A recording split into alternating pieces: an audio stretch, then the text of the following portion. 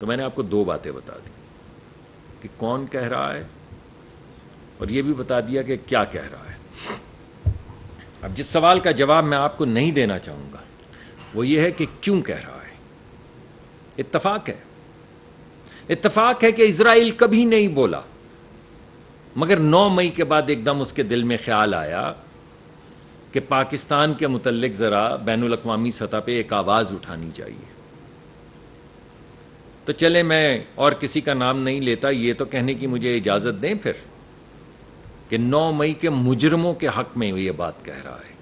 اس کے سیاسی محرکات کیا ہیں، اس کے پیچھے کون سیاسی تنظیم ہے، کیا ہے، اس پہ کوئی تبصرہ نہیں کرتے، نہ میں کرتا ہوں نہ آپ کیجئے۔ لیکن یہ تو پوچھیے اپنے آپ سے کہ کن کے دفاع میں یہ کہہ رہا ہے۔ ان کے دفاع میں کہہ رہا ہے جنہوں نے 9 مئی کو ولف وسلنگ کی، اس ملک میں غدر مچانے کے لیے، اس ملک میں میوٹنی کرنے کی کوشش کرنے میں جن لوگوں نے ولف وسلنگ کی، ان کے حق میں اسرائیل یہ کہہ رہا ہے۔ کیوں کہہ رہا ہے یہ میں اس کا جواب آپ پہ چھوڑ دیتا ہوں۔